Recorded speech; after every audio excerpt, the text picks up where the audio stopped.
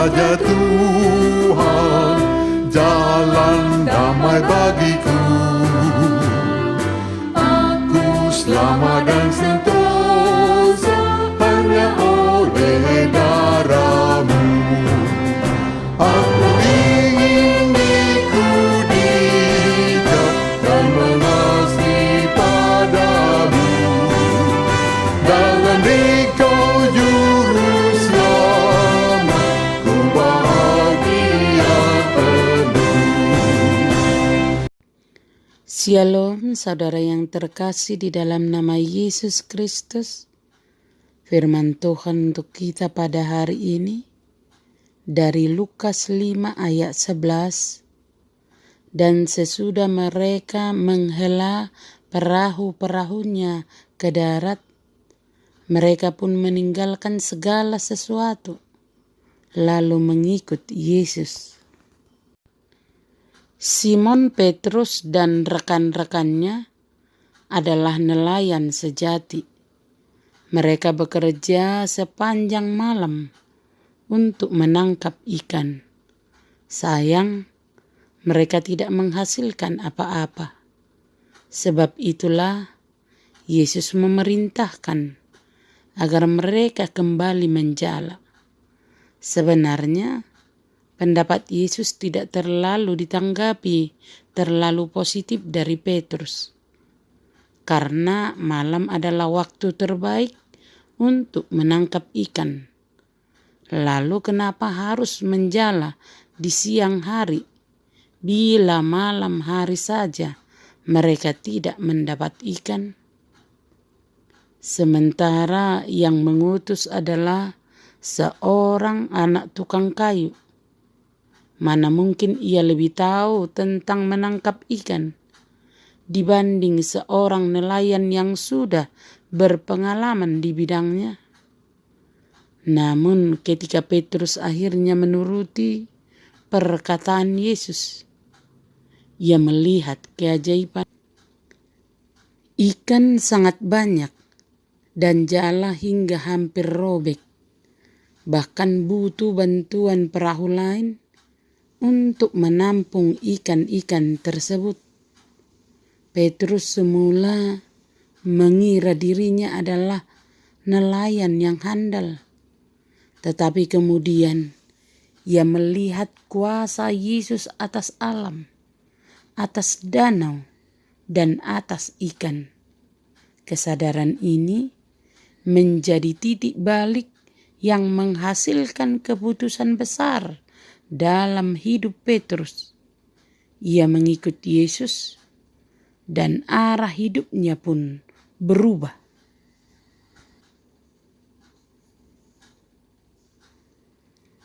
Itulah latar belakang firman Tuhan hari ini.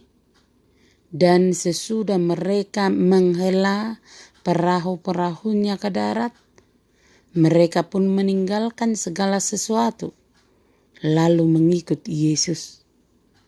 Kita lihat pembaharuan hidup para murid.